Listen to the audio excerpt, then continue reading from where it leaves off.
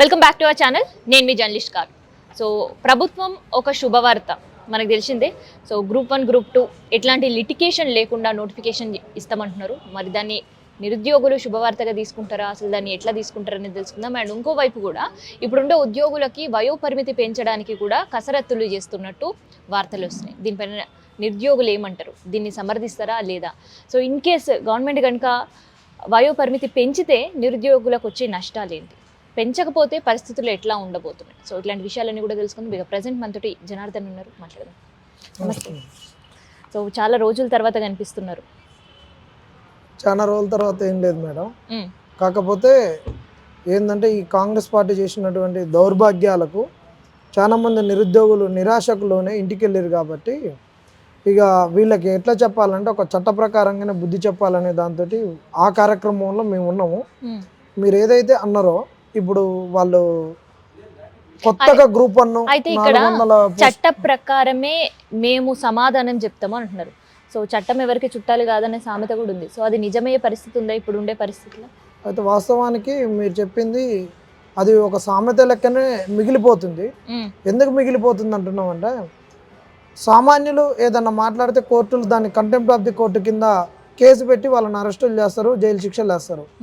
కానీ సాక్షాత్తు ఒక రాష్ట్రానికి ముఖ్యమంత్రిగా ఉండి వారు ఒక ప్రెస్ మీట్లో ఏమన్నారంటే, గ్రూప్ 1 ఈ సంవత్సర కాలంలో మీది చేసినటువంటి పనులు అని చెప్పుకుంటూ గ్రూప్ 1 అనేటటువంటిది 10 ఏళ్లలో బీఆర్ఎస్ నింపలేకపోయింది, మేము నింపిన ఇది మా బిగ్గెస్ట్ అచీవ్మెంట్ అని చెబుతూ గ్రూప్ 1 నీళ్ళు అడుగును అడ్డుకోవాలని చూసి ఈ రిక్రూట్మెంట్ ప్రాసెస్ను.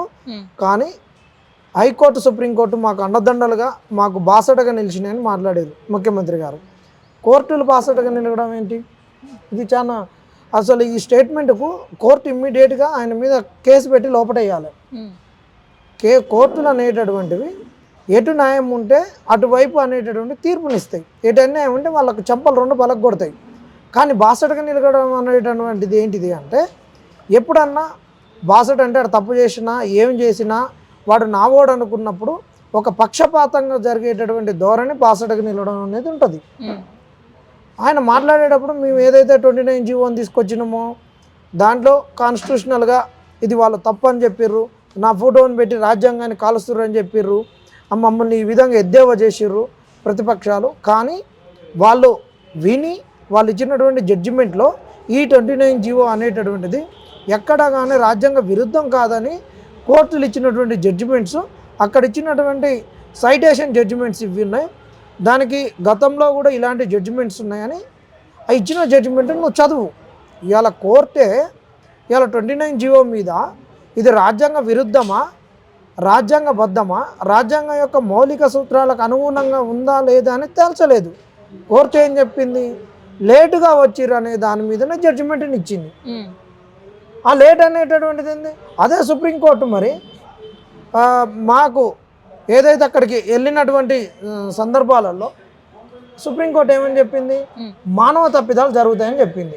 ఏంటి, మీరు రాంగ్ క్వశ్చన్స్ మీద వేసినప్పుడు మరి అదే మానవ తప్పిదము గ్రూప్ 1 ఆస్పిరెంట్స్ చేసిర్రు అనుకోవచ్చు కదా. అది లేట్ అనేటటువంటిది ఇలా గ్రూప్ 1 వాళ్ళు ప్రిపేర్ అవుతూ రాజ్యాంగాన్ని చదువుకుంటూ ఈ లిటిగేషన్ చదువుకుంటూ ఆ రాజ్యాంగంలో ఇంటర్ప్రిటేట్ చేస్తూ ఉండేటటువంటిది మా డ్యూటీ కాదు, అది కోర్టులు చేయాలి రాజ్యాంగం ఇంటర్ప్రిటేషన్ అనేది. అది ఏమి చెప్పకుండా ఇచ్చినప్పుడు దాన్ని నువ్వు కోర్టులు బాసటగా నిలిచినాయని నువ్వు ఎట్లా అంటావు అంటే, ఇక మరి ఏం జరుగుతుంది, కోర్టులు ఏం చేస్తున్నాయి? బాసటగా నిలిచిన పదానికి చాలా అర్థం ఉంది. మరి కోర్టులు ఎందుకు ఆయన మీద కంటెంప్ట్ ఆఫ్ ది కోర్టు వేయలేదని ఇలా మేము బాధపడుతున్నాం.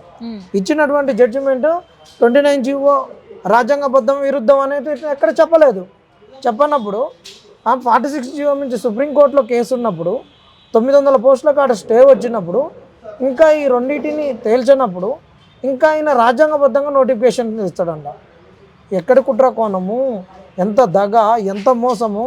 ఇక్కడనే ఈ పక్కనే కుర్చీలో కూర్చొని ఆ రోజు రేవంత్ రెడ్డి మీకు ఎన్ను దండుకుంటామని చెప్పినటువంటి రేవంత్ రెడ్డి ఇవాళ మాకు ఉద్యోగాలు ఎందుకు ఇవ్వట్లేడు అంటే, ఇంతసేపు ప్రెస్ మీట్లో మేము చెప్పింది ఏంటంటే క్విడ్ ప్రోకో జరుగుతుంది ప్రభుత్వంలో. ఏం జరుగుతుందంటే, ఒక ప్రాజెక్ట్ ఇస్తే రాఘవ కన్స్ట్రక్షన్ అనేది పొంగులేటి శ్రీనివాసరెడ్డిది. ఆ పొంగులేటి శ్రీనివాసరెడ్డికి ఇవాళ ప్రాజెక్ట్ ఇస్తే ఏంటంటే అందులో కొన్ని డబ్బులు ఎవరికి ఇస్తారు, ప్రభుత్వానికి ఇస్తారు. ఇలా ఉద్యోగాలు వస్తే మేము ఇవ్వలేం కదా. మరి మేము కూడా అదే చెప్తున్నాం, ఏంటంటే మీ యొక్క వేలంపాట పెట్టండి, మీరు కనుక ఉద్యోగం వచ్చినాక 1 సంవత్సరం పాటు 2 సంవత్సరాల పాటు 6 నెలల పాటు 3 నెలల పాటు మీ జీతాలు మా ప్రభుత్వానికి ఇవ్వండి అని చెప్పండి. మరి అట్లా ఇస్తే మీ నోటిఫికేషన్ ఇస్తామని చెప్పండి. మరి మేము అట్లా రాసిస్తాం. అది కూడా ఒక కిడ్ ప్రోకైనా అవుతుంది. లేదంటే మరి ఉద్యోగాలు ఇస్తాం మీకు, మేము చెప్పినట్టు వినాలి, మేము ఏడ సంతకం పెట్టామంటే ఆడ సంతకం పెట్టాలి, మీరు ఓన్లీ బఫూన్ గాళ్ళు, మీరు ఓన్లీ పప్పెట్ గాళ్ళు అని మీరు రాసిస్తే మీకు అట్లాంటి వాళ్ళకి ఉద్యోగాలు ఇస్తామని చెప్పండి. అది కూడా ఒక క్విడ్ ప్రోకోనే. ఇలా మీరు రాఘవ కన్స్ట్రక్షన్కి అయితే ఏదైతే ఇచ్చిర్రో మెగా కృష్ణారెడ్డిని అరెస్ట్ చేస్తాం అది ఇది అని చెప్పి కాళేశ్వరం అంటే ఒక ఏటీఎం అని చెప్పారు కదా, ఆ ఏటీఎం ఓపెనింగ్ రోజు మేమే ఉన్నాం నిరుద్యోగులం, గాంధీ భవన్ దగ్గర పెట్టిర్రు. ఆ ఏటీఎంలను మేము డమ్మీ ఏటీఎంలను తీసుకొని పోయి జనాలకు చూపించినాం. అదంతా చేసింది మేమే. నిజంగానేమో వీళ్ళు వచ్చి అరెస్ట్ చేస్తారేమో, మెగాన్ వీళ్ళని అందరిని అరెస్ట్ చేసి బొక్కలేసి వీళ్ళు చెప్పింది ఏంటంటే చేస్తామని చెప్పారు. తర్వాత మీకు ఇచ్చేటటువంటి కన్స్ట్రక్షన్లో ఏదైతే ఉంటాయో కాంట్రాక్టులు అన్నిటిని కూడా చిన్న చిన్న వాటిని చేసి ఎస్సీ ఎస్టీ బీసీలకు అందరికి కూడా మేము కాంట్రాక్టులు ఇస్తాము. దీనికి కూడా ఏంటంటే బ్యాంకుల ద్వారా మేము ముందస్తు లోన్లు ఇప్పిస్తాము.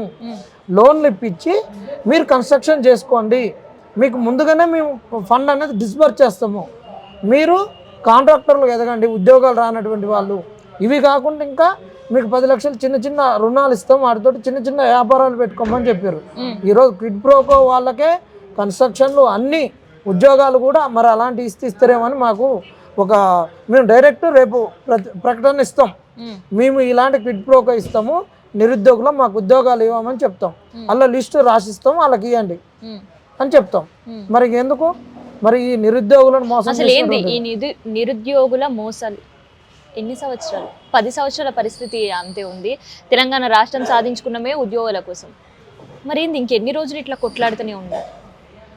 నిజంగా ఇప్పుడు ఉండే రాజకీయాలు, నేను ఏ పార్టీ గురించి చెప్పట్లేదు, రాజకీయ పార్టీలు మిమ్మల్ని ఓటర్లుగా చూస్తున్నారా, లేదంటే ఉద్యోగాలు ఇవ్వాలని చూస్తున్నాయా, లేదంటే ఆ టైంకి మీకు ఏదో ముచ్చట్లు చెప్పి నమ్మించాలని చూస్తున్నాయా?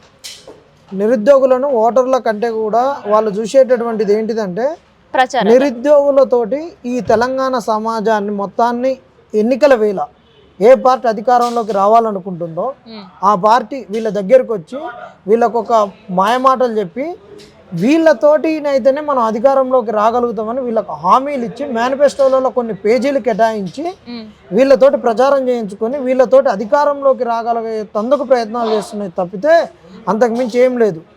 వీళ్ళు అందరి ఓటర్లను ప్రభావితం చేయగలిగేటటువంటి వాళ్ళు నిరుద్యోగులు. అందుకొరకే ఈరోజు చేసినటువంటి ఒక స్టంటు ఎమ్మెల్సీ ఎన్నికలు ఉన్నాయి.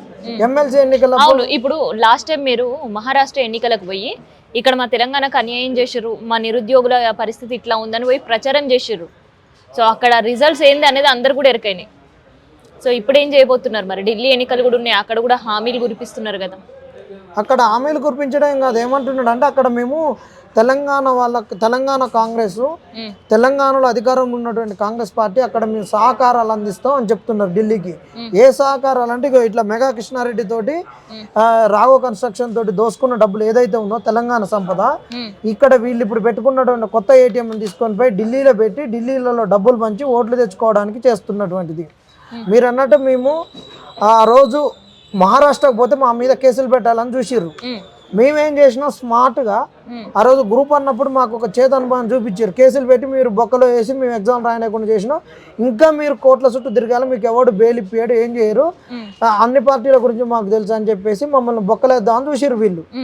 అప్పుడు మేమేం చేసినాం, ఇక్కడ హైదరాబాద్ నుంచి ఇక్కడ ఎలక్షన్ కోడ్ లేదు కదా, ఇక్కడ నుంచి మహారాష్ట్రకు పోయే బస్సులలో వెళ్ళి ప్రచారం చేసి ఇక్కడ నుంచి వీడియోలు చేసి అక్కడ ఉన్నటువంటి ఎస్సీ కాన్స్టిట్యున్సీలలోకి ఎస్టీ కాన్స్టిట్యున్సీలలోకి అందరికీ కూడా తెలుగు వాళ్ళు ఒక 7-8 నియోజకవర్గాలలో ఉన్నారు.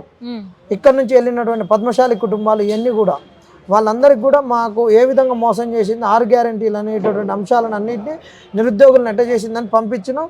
అక్కడ వీళ్ళని నొడగొట్టడానికి మేము సక్సెస్ అయినాం. ఢిల్లీలో కూడా వీళ్ళు ఏదైతే చేస్తున్నారో దానికి కూడా చెక్ పెడతాం. కాకపోతే ఏంటంటే ఇక్కడ మేము అడుగుతున్నాం, డైరెక్ట్ అడుగుతున్నాం, ప్రతిపక్ష పార్టీని అడుగుతున్నాం. మొన్నటి వరకు మాకు ఎస్ఎల్పికి సహకరించినటువంటి ఇవాళ బీఆర్ఎస్ పార్టీ ఇప్పుడు ఇంకొక ఎస్ఎల్పి 29 జీవో ఉంది. ఈ 29 జీవో మీద ఎస్ఎల్పి వేస్తే మేము అక్కడ ఖచ్చితంగా గెలుస్తాం. ఇక్కడ మీరు మాకు గతంలో చేసినటువంటి 10 ఏళ్ల మోసానికి మిమ్మల్ని గద్దె దింపినాం. కానీ ఈరోజు మాకు ఒక ఎస్ఎల్పి 2 ఎస్ఎల్పీలకు మీరు సహకరించారు, హైకోర్టులో కూడా సహకరించారు, ఇక్కడ ఓడిపోయినాం. కానీ ఇలా 46 జీవోని కూడా సుప్రీంకోర్టులో తీసుకుపోయి వాళ్ళకి సహకరించారు. ఆ రోజు మీరు 46 జీవో తెలిసో తెలియక తప్పు చేసి తీసుకొచ్చారు. ఈరోజు వాళ్ళకి న్యాయం చేయడానికి మీరు ముందుకు వచ్చారు. ఇవాళ గ్రూప్ 1లో ఇవాళ కాంగ్రెస్ పార్టీ అన్యాయం చేసినప్పుడు ఇంకొక ఎస్ఎల్పికి ఇవాళ బీఆర్ఎస్ పార్టీ ఎందుకు లేట్ చేస్తుంది, డిలే చేస్తుంది? ఖచ్చితంగా మీరు కనుక మాకు ఎమ్మటే ఎస్ఎల్పి వేపిస్తే ఢిల్లీలో కాంగ్రెస్కు ఏ విధంగా బుద్ధి చెప్పాలో ఆ విధంగా బుద్ధి చెప్తాం. మేము చేయాల్సినటువంటి పనిని చేయడానికి మాకు సమయం ఇవ్వండి. మేము మీ చుట్టూ వాళ్ళ చుట్టూ తిరిగి మాకు ఎస్ఎల్పి అని జేఈ అని అడుక్కొని, నిరుద్యోగుల కంచి ఒక్కొక్కరిని అడుక్కొని, అక్కడ ఇక్కడ మేము చందాలు అడుక్కొని మా టైం వేస్ట్ చేయకుండా మీరు ఎస్ఎల్పి వేపిస్తే మేము ఖచ్చితంగా కాంగ్రెస్ వాళ్ళకు ఢిల్లీలో బుద్ధి చెప్తాం. అది ఇప్పటికైనా బీఆర్ఎస్ వాళ్ళు కానీ బీజేపీ వాళ్ళు కానీ బుద్ధి తెచ్చుకోరు. బీజేపీ వాడు ఎట్లాగ ఇవ్వట్లేడు, వాడు ఎట్లాగో కోర్టులలో సహకరించడం లేదు. ఇక్కడ ఏంటంటే రోడ్ల మీద అక్కడిక్కడ స్ట్రోల్ చేయడం, వెళ్ళిపోవడం జరుగుతుంది. మరి బీజేపీ తలుచుకుంటే రాదా? మేము గెలవలేమో కోర్టులో? అక్కడ మీరు ఏదైతే వర్గీకరణ కష్టం అన్న దానికే జడ్జిమెంట్ తెప్పించారు కదా.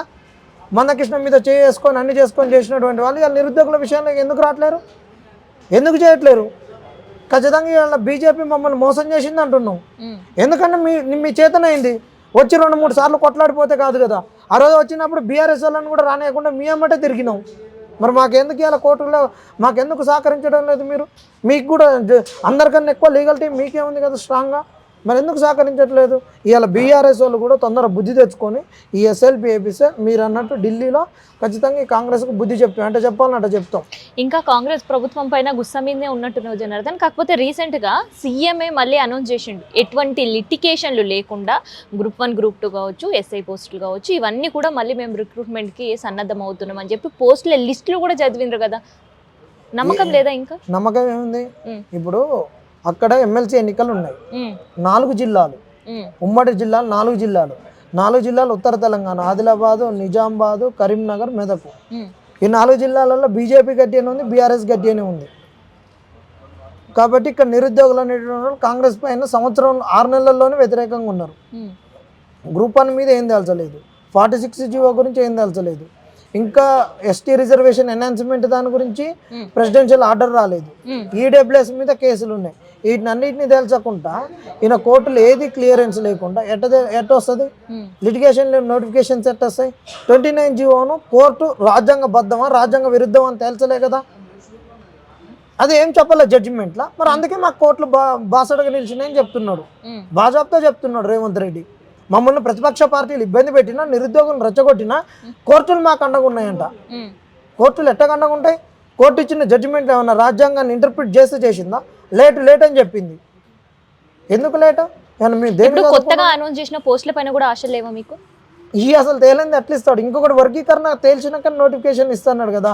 అక్కడ జడ్జిమెంట్ బయటికి రాకముందే, జడ్జిమెంట్ కాపీ బయటికి రాకముందే జస్ట్ ఆయన ప్రొనౌన్స్ చేసినప్పుడే ఎమ్మటే ఈయన ఆ నుంచి అసలు అందరికి విషయం అందిందో అందలేదు, ఈయన హాట్ మెయిల్ వచ్చిందే. మరి ఎమ్మటే ఎస్సీ మాదిగ ఎమ్మెల్యేలు అందరిని తీసుకొని పోయి చెప్పిండు కదా, నేను అవసరమైతే అప్పుడున్న నోటిఫికేషన్ గ్రూప్ 2 గ్రూప్ 3కి ఇంప్లిమెంట్ చేస్తున్నాడు.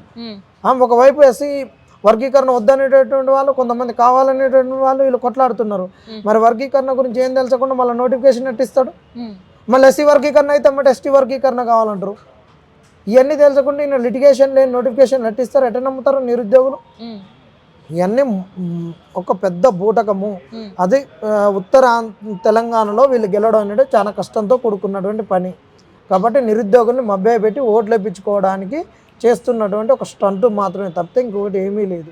అయితే ఇప్పుడు ఉండే ఉద్యోగులు, ప్రభుత్వంలో ఉండే ఉద్యోగులకి వయో పరిమితి పెంచడానికి ప్రయత్నాలు సాగుతున్నాయి. దానికి సంబంధించిన అసలుకి ఏమంటారు అనేది ఒక క్వశ్చనేర్ కూడా ఇచ్చిర్రు, వాళ్ళ అభిప్రాయాలు కూడా సేకరిస్తున్నారు. సో త్వరలోనే ఒక డెసిషన్ కూడా గవర్నమెంట్ తీసుకోబోతుంది అనే వార్తలు వినిపిస్తున్నాయి. సో ఏమంటారు దాని మీద మీరు? ఆ రోజు మరి బీఆర్ఎస్ నిరుద్యోగులకు ఉద్యోగాలు రాకుండా చేస్తుంది, వయో పరిమితి పెంచని చెప్పి అన్నారు.